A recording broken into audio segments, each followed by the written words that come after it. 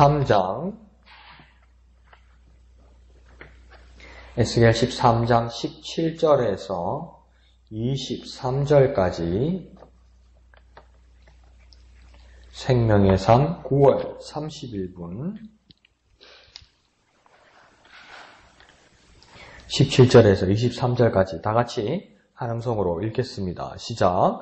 너 인자야, 너의 백성 중 자기 마음대로 예언하는 여자들에게 경고하며 예언하여 이르기를 주 여호와의 말씀에 사람의 영혼을 사냥하려고 손목마다 부족을 꿰어매고 키가 큰 자나 작은 자의 머리를 위하여 수건을 만드는 여자들에게 화 있을진저 너희가 어찌하여 내 백성의 영혼은 사냥하면서 자기를 위하여는 영혼을 살리려 하느냐. 너희가 두어 움큼 보리와 두어 조각 떡을 위하여 나를 내 백성 가운데에서 욕되게 하여 거짓말을 고지 듣는 내 백성에게 너희가 거짓말을 지어내어 죽지 아니할 영혼을 죽이고 살지 못할 영혼을 살리는도다. 그러므로 나 주 여호와가 이같이 말하노라. 너희가 새를 사냥하듯 영혼들을 사냥하는 그 부적을 내가 너희 팔에서 떼어버리고 너희가 새처럼 사냥한 그 영혼들을 놓아주며 또 너희 수건을 찢고 내 백성을 너희 손에서 건지고 다시는 너희 손에 사냥물이 되지 아니하게 하리니 내가 여호와인 줄을 너희가 알리라.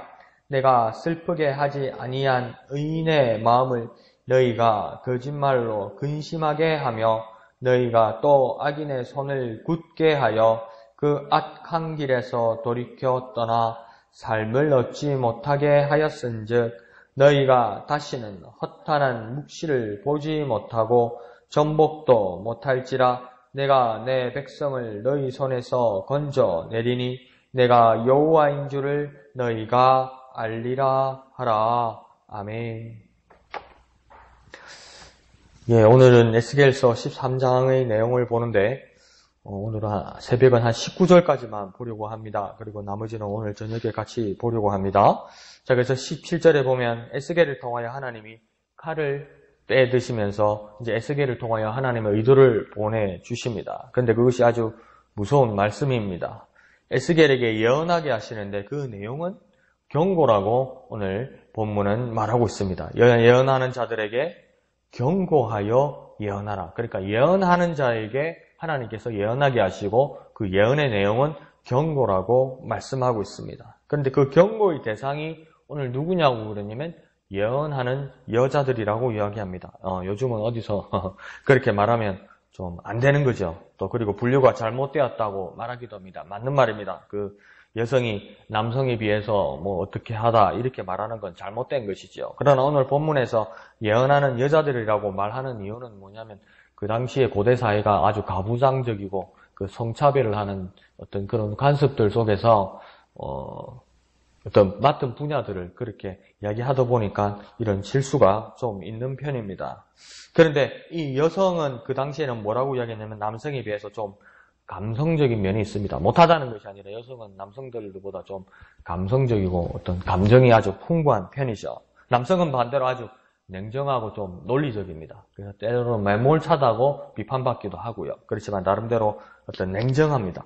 그러다 보니 여성은 어떤 머리보다는 마음으로 상황을 보고 말하기도 합니다. 그런데 그게 아주 좋은 것인데 그게 과하다가 보면 아무런 정황 없이 감정적인 어떤 심파들만 이렇게 늘어나게 되는 거죠. 그 대신 남자들의 어떤 단점은 무엇입니까? 그들의 마음을 이렇게 이해하는 부분에서 남성들이 조금 약한 부분들이 있습니다.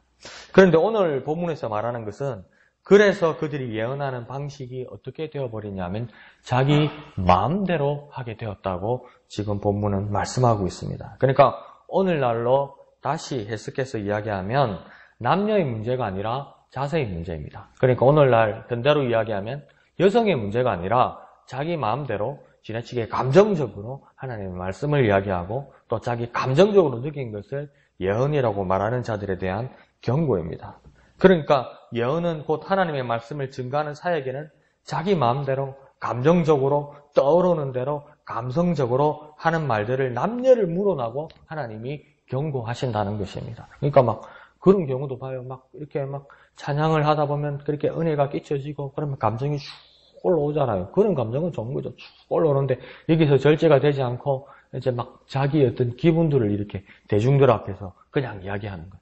자기 느낌을 대중들 앞에서 이야기하는 것. 근데 하나님이 오늘 말씀을 에스겔을 통해서 하는 말은 뭐냐면 그걸 하나님께서 경고하시는 겁니다. 자기 마음대로 하고 있다. 자기 마음대로 하고 있다. 이게 지 마음대로 이렇게 말할 수도 있는데 이게 어디서 나온다는 겁니까? 마음에서 나온다는 겁니다. 근데 자기 감정에서 쪄서 나오는 말을 어떻게 절제되지 않고 어떨 때는 걸러지지 않고 어떨 때는 검증되지 않고 그냥 훅 쏟아내버리면 문제가 생긴다고 이야기하는 겁니다. 그거는 이제 남자와 여자의 문제가 아니죠. 어떤 사람이든 그렇게 절제되지 않고 어떤 사람이건 어떤 걸러지지 않고 어떤 사람이건 검증되지 않고 나오는 모든 말들은 문제가 생긴다는 겁니다. 그러니까 정리를 해보면 사람의 마음에서 나오는 모든 예언은 거짓이 될 가능성이 아주 많다. 그러나 그 이유가 무엇이냐? 자기 마음대로 하는 것이기 때문이다. 여기서 가장 중요한 건 뭐겠습니까? 자기 마음대로 하다 보니까 하나님의 마음이 반영이 잘 안 되는 거죠. 그리고 하나님의 마음이 분명히 있는데 하나님의 마음을 내가 판단하고 내가 조정하고 내가 요리해서 하다 보면 없더라는 거죠. 그러니까 사과 같은 것도 잘 못 깎는 사람 뭡니까? 사과 살까지 다 깎아버려가지고 저도 그때 한번 다 익은 키위를 한번 칼로 깎으라고 그러는데 키위가 요만했는데 요 정도밖에 안 남더라고요. 그러니까 하나님의 마음이 있는데 하나님의 마음을 내가 가진 마음의 칼로 이렇게 칼질을 해버려서 남지도 못하게 해버리는 거. 그건 뭐가 문제입니까? 내 뜻대로 해버린 내 마음에 문제가 생긴다는 겁니다. 하나님으로부터 온 예언은 그러면 경고일지라도 차라리 그것을 참이라고 받아들이는 게 좋다는 겁니다. 하나님 말씀이 무겁고 하나님 말씀이 어렵고 하나님 말씀이 두렵고 하나님 말씀이 부담스러운 이 말씀에 대해서 내가 봐서 마음대로 난도질 해버리고 칼질 해버리고 익혀버리고 막 틀어버리고 이러면 그거는 하나님 말씀의 자리가 없어지는 거죠. 그런 부분에서 지금 경고하는 겁니다. 그것이 비록 경고일지라도 그것이 참이라면 그 말씀을 그대로 전할 수 있어야 된다. 자기 마음이라는 것이 큰 문제가 된다. 이렇게 말씀하고 있는 겁니다. 그러니까 자기 마음을 또 감성파리로 거짓 예언하는 자들에게 경고를 통한 참 예언, 곧 사실을 하나님께서 이제 직접 드러내시겠다고 말씀하시는 것입니다. 그런데 이 상황을 잘 보십시오. 거짓 예언하는 자들에게 경고하는데 거짓 예언하는 자들에게 경고하는 사람이 몇 사람입니까? 단 한 사람, 에스겔 한 사람밖에 없습니다. 그러니까 많은 사람들이 하나님의 뜻을 이야기하고 그 사람들에게 호응을 받고 사람들에게 어떤 좋은 영향을 끼친다고 이야기해서 다수들에게 영향을 끼친다고 해서 그게 옳은 것이 아닐 때도 있다는 겁니다. 그 당시에 많은 사람들이 하나님 뜻이라고 예언하고 있는데 그것은 딱 거짓 예언이고 하나님 뜻을 받아서 부담스럽게 지금 전하고 있는 사람은 에스겔 단 한 사람밖입니다. 그런 부분에서 우리가 참 유의해야만 하는 거죠. 그게 마음을 상하게 하고 경고의 말씀일지라도 우리는 이제 어떻게 해야 되겠습니까? 받아야만 하는 겁니다. 그 이유는 무엇입니까? 내 마음대로 하는 말을 극복하게 하는 것은 하나님으로부터 온 참 말씀이기 때문입니다. 그러니까 하나님 말씀을 받을 때 내가 영적으로 받는단 말이 무엇입니까? 내 감정을 만족하게 하는 것이 하나님 말씀을 영적으로 받는 것이 아닐 때가 많다. 내 기분 좋게 하는 말이 은혜로운 말이라고 해서 그것을 받는 것이 때로는 아닐 때도 더러 있다. 이것에 대해서 우리가 경각심을 가져야만 한다는 것입니다. 자, 18절은 이 자기 마음대로 거짓말하는 거짓 예언자들의 목적이 있다고 하나님은 지금 에스겔을 통해서 말하고 있습니다. 그들의 목적, 거짓 예언자들의 목적은 무엇이냐면 사람의 영혼을 사냥하기 위해서 그러고 있다. 이렇게 이야기하는 겁니다. 그러니까 사냥이라는 것은 우리가 상식적으로 말하면 어떤 뜻입니까? 구조나 구원이 아니라 생명체에 대해서 잡고 억압하고 죽이려고 한다는 것입니다. 그러니까 죽이는 말을 하면 그러면 영혼을 사냥하는 거짓 예언자인가? 그렇게 말하는 것보다는 길한 말을 들으러 가고 좋은 말을 들으러 와서 그 말씀들을 배우러 왔는데 자기의 그 모든 말하는 자의 근본 의도가 영혼을 사냥하는 것이라는 겁니다. 그러니까 다시 말하면 어떤 사냥꾼은 직접 사냥물을 대고 생명체를 대고 보고 그것을 직접 대면해서 화살이나 총으로 그 사냥감을 잡는 사냥꾼도 있지만 어떤 사냥꾼들은 이 사냥물이 너무나 난폭하고 너무나 크고 너무나 위험해서 어떡합니까? 함정을 파고 덫을 낳고 올무를 낳는 경우도 있다는 겁니다. 그러니까 어떤 거짓 예언자들은 어떻게 하겠습니까? 대어놓고 그 사람의 영혼을 사냥하는 아주 심한 말을 하는 사람도 있지만 어떤 거짓 예언자들은 어떻게 하겠습니까? 전부 다른 말로 유혹하고 미혹하고 좋은 말하고 사탕 발림하고 또 나의 기분을 아주 만족하게 하고 그런데 그 말을 받는 사람은 내 영혼이 만족했다고 착각하고 그런데 결국은 그것이 함정이 되고 그것이 결국은 덫이 되고 그것이 결국은 올무가 되어서 그 영혼도 죽이게 만든다는 겁니다. 그러니까 이게 얼마나 무서운 겁니까? 이게 얼마나 비참한 겁니까? 깨어있고 우리가 조심해야 된다는 겁니다. 베레아 사람들처럼 하나님의 말씀을 받으면 이것이 그런 한가 하여 날마다 성경을 상고한다. 날마다 성경을 바라보고 맞추어보고 기도하고 묵상하고 깨닫게 된다고 이야기하지 않습니까? 그런데 오늘날 우리의 모습들이 예배의 한 모습 중에 그냥 설교의 한 모습 중에 내 기분을 좋게 하고 만족하게 하고 그래 내 생각이 옳았어 이래서 이 만족하고 끝나고 성경 들어보지 않고 하나님 말씀 바라보지 않고 거기에 대해서 묵상하지 않고 기도하지 않았을 때 위험한 경우는 참 많다는 겁니다. 그런 부분에 대해서 에스겔이 지금 경고하고 있는 것입니다.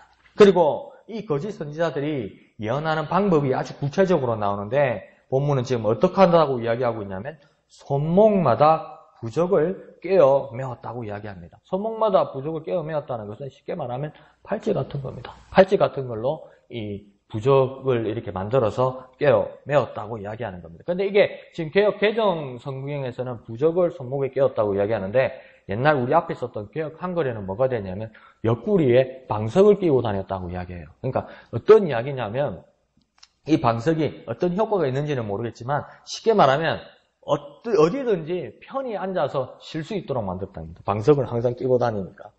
편히 그리고 또 우리 어른들도 그러잖아요. 아이고 오늘 졸리네 이러면 막 아무데나 들어놓아서 막 베개가 없으면 방석을 구겨서 이렇게 베기도 하고 이러잖아요. 그러니까 이 방석 겸 베개가 되는 거죠. 그러니까 어디든지 편히 앉아있고 어디든지 머리 베고 잘 있을 만큼 잘 만큼 안전을 보장할 수 있다 이렇게 이야기하는 겁니다. 근데 이 거짓 예언자들이 그 방석이나 이 팔찌를 끼고 다니면서 그러니까 안전하다, 괜찮다, 편안하다, 좋다 이런 기분에 좋은 기란 말을 하는 자들이라는 겁니다. 이게 뭡니까? 거짓 예언자들이라는 거죠.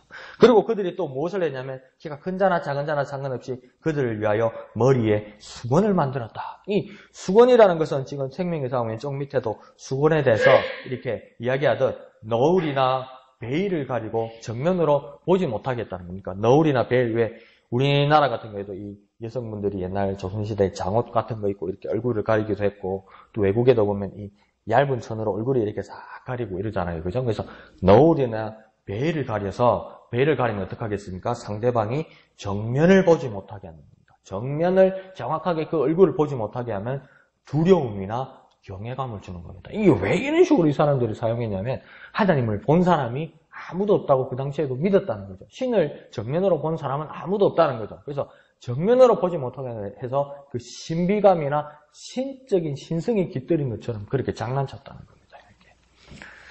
참 별짓을 다 하죠. 그리고 이 수건은 당시에 또 어떤 일이 있었냐면 머리에 수건을 쓴다고 이야기하면 당시에 고대 근동의 군사들이 승리했을 때, 전쟁에서 이겼을 때 이 수건을 썼다고 이야기합니다. 그러니까 이 수건의 두 가지 용도가 신비감을 가지고 하나님의 모습을 흉내내기도 하고 또 머리에 수건을 써서 전쟁에서 이겼다는 것. 그러니까 머리에 수건을 쓰고 있으면 신비감과 함께 모든 인생이 승리한다 이렇게 말해주기도 했다는 겁니다. 자, 그런데 이렇게 부적과 수건으로 안정과 승리를 보장해주는 것처럼 보이지만 18절 하반절은 결국은 뭐라고 이야기합니까? 앞에서 이야기한 것처럼 18절 하반절은 그들은 결국 백성들의 영혼을 사냥하면서 거짓 예언자 자신들을 위해서는 영혼을 살리려 했다. 이게 얼마나 나쁜 짓이냐면 상대방이 하나님 말씀을 들어오거나 상대방이 길한 예언을 들어오는데 그 말을 하는 자들의 예언자들의 모든 목적은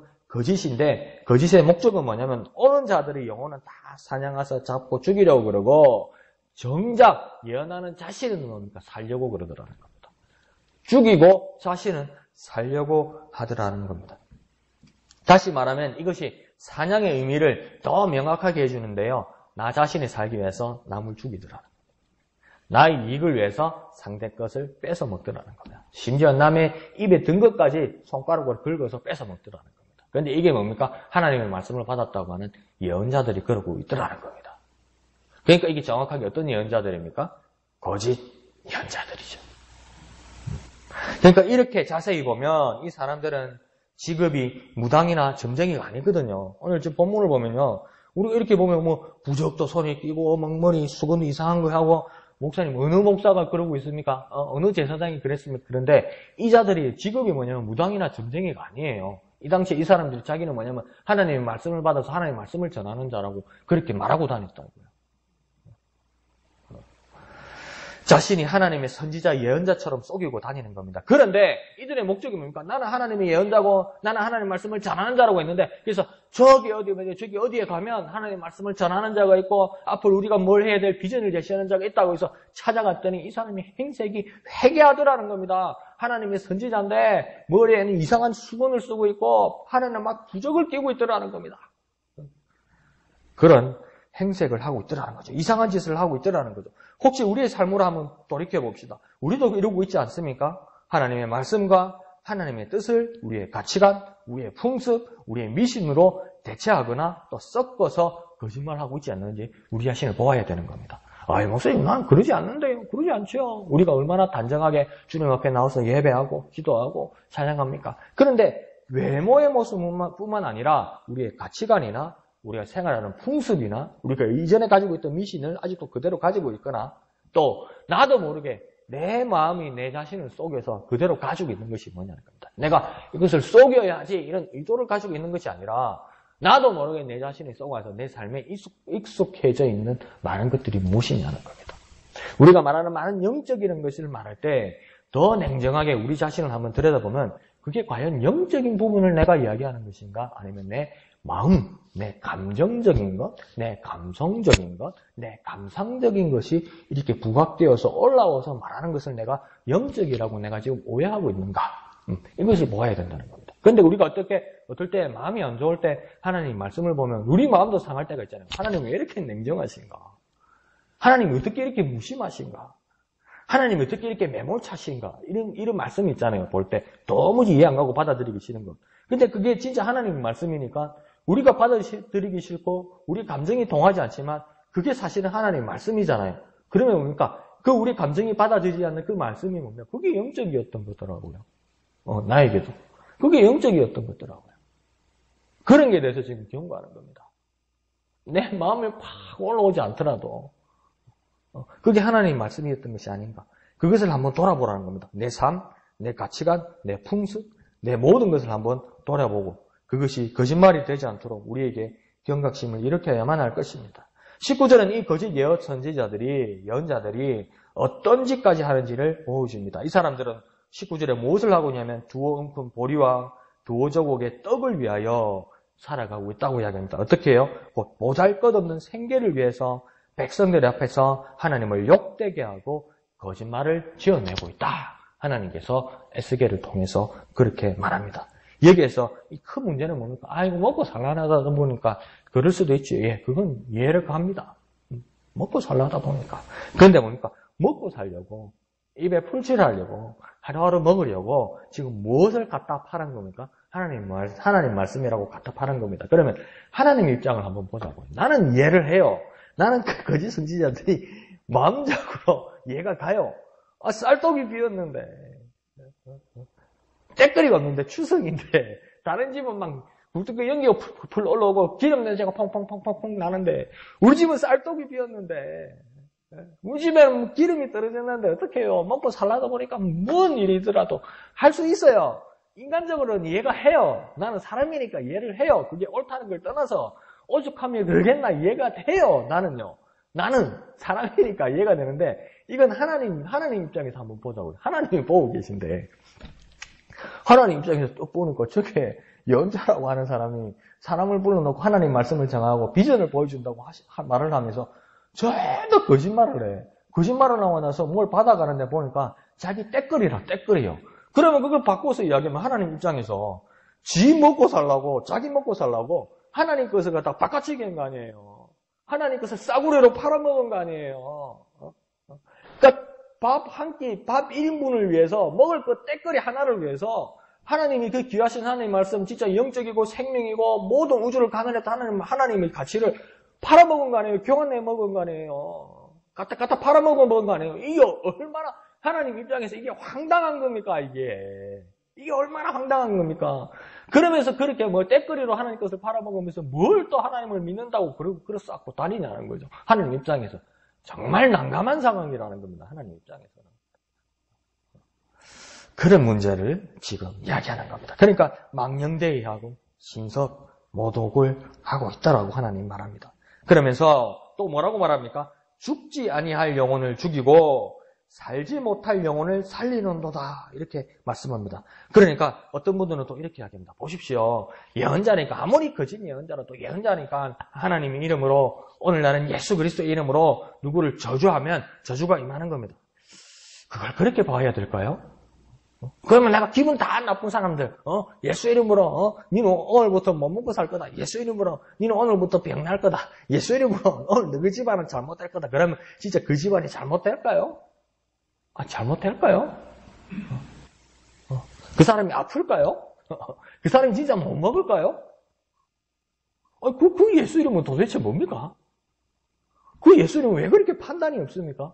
저는 그런 의문이 들어요. 그런데 목사님 말씀 보십시오. 죽지 않을 영혼을 죽이고 살지 못할 영혼을 거짓 예언자가 그렇게 그대로 한다고 하지 않습니까? 근데 이걸 한번 이렇게 이야기해 봅시다. 그 말이 능력이 있는 게 아니라 축복받고 싶은 자들에게 경고와 저주를 함으로써 경고받아야 할 자에게 괜찮다고 축복을 하면서 어떤 일이 일어나냐면 내가 생각하는 이치와 내가 생각하는 모든 것에서 내가 얽매여 버린다는 겁니다. 받은 자들이 아이고 큰일 날 것 같다. 아이고 그 사람이 그렇게 저주했는데 아이고 그 사람이 그렇게 큰일 난다고 말했는데 이러면서 뭡니까? 두려워하면서 자기가 움츠려들더라는 겁니다요.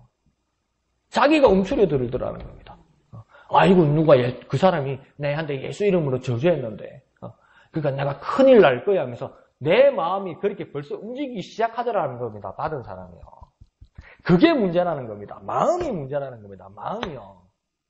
때로는요, 내 몸에 귀신이 붙어 있는 것 같고, 때로는 내 환경이 마귀가 역사하는 것 같은데, 가만히 보니까 내 마음속에 귀신이 역사하고 있더라는 겁니다. 왜요? 내 마음이 그렇게 살아가려고 하고 있더라는 겁니다. 내 마음이 거짓으로 예언한 것에 대해서 거짓으로 내 마음이 따라가고 순종하고 있더라는 겁니다. 지금 그걸 말하는 겁니다. 죽지 않을 영혼을 죽이고 살지 못하는 영혼을 살린다는 말은 무엇입니까? 그 말입니다. 그 말이요. 정말 죽지 않을 영혼인데 하나님은 그 영혼을 정말 죽지 않으려고 하나님은 뜻을 세웠는데 거짓 예언자가 너는 죽을 거라고 이야기하니까 어마 난 죽는가 봐. 어마 난 죽는가 봐. 어마 난 죽는가 봐. 자기 최면을 하고 있더라는 겁니다. 하나님 뜻은 그게 아닌데 그럼 그게 거짓 예언자의 능력입니까? 하나님의 능력입니까? 아니라는 겁니다. 하나님의 말씀의 왜곡은 어디에서 일어나는 겁니까? 내가 생각하는 이치와 내가 필요한 이익에서 일어나는 겁니다. 하나님의 말씀을 내가 필요한 이치에 따라 사용하고 하나님의 말씀을 내가 생각하는 이익에 따라 사용하기 시작하면 하나님의 말씀은 비틀어지기 시작하는 겁니다. 왜곡되기 시작하는 겁니다. 하나님의 말씀은 내 마음에 들지 않을지라도 하나님의 뜻이 이러하다 해요. 우리가 어떻게 하는 겁니까? 순종해 나갈 때 하나님의 말씀은 능력이 있는 것이고 하나님의 말씀은 영이신 말씀이라고 우리의 삶이 인정하게 되는 거죠. 그래서 그게 사실은 17절에 뭐라고 이야기하는 겁니까? 자기 마음대로 예언하는 자들을 경고하는 겁니다. 자, 내 감정 정말 중요합니다. 그렇다고 감정적인 것이 불필요하다는 것이 아닙니다. 내 감정이 정말 중요합니다. 사람의 마음은 정말 중요합니다. 그런데 하나님의 의로운 말씀 앞에 우리가 먼저 바로 서야 됩니다. 내 감정을 하나님 말씀 위에 두어서도 안 되고 내 감정을 하나님 말씀과 동등선에 두어서도 안 되고 하나님 말씀이 내 우선이 되고 내 삶과 내 마음의 우선이 되어서 하나님의 말씀을 받은 자가 감동이 일어날 때 내 마음이 선한 것으로 은혜가 충만하게 된다는 겁니다. 그 차례가 아주 중요한 것이죠. 하나님의 말씀을 받은 후에야 나의 감정으로 반응할 수 있는 겁니다. 이렇게 하나님의 말씀을 받아서 참으로 하나님의 말씀을 전하고 하나님의 뜻을 깨닫고 하나님 뜻대로 살아가서 내 마음대로 하는 거짓된 삶들을 정리하고 자기 마음대로 하나님의 말씀을 전하는 자들을 분별하고 영이시고 능력이신 말씀을 따라 순종하여 생명의 삶을 살아가는 저와 여러분 되시기를 거룩하신 예수님의 이름으로 축원드립니다. 기도하겠습니다. 거룩하신 아버지 하나님, 은혜를 감사드립니다. 하나님의 말씀을 냉정하게 바라볼 때 자기 마음대로 예언하는 여러 모습들을 우리는 보아왔고, 우리의 마음대로 하나님의 말씀을 풀이하고 왜곡하였던 우리의 삶들을 다시 한번 주님 돌아봅니다.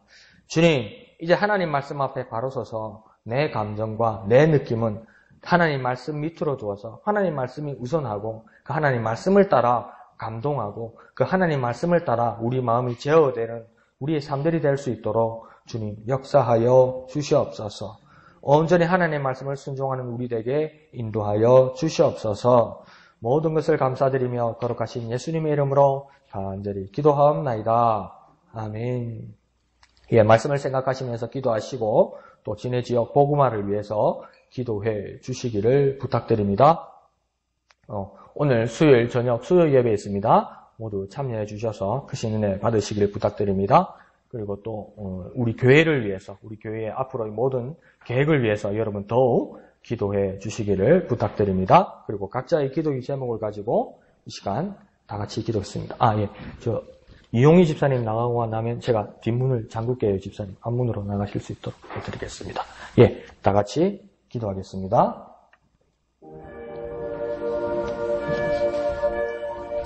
거룩하신 주님, 은혜를 감사드립니다. 하나님의 뜻을 따라 살아가는 우리가 될 수 있도록 주님 도와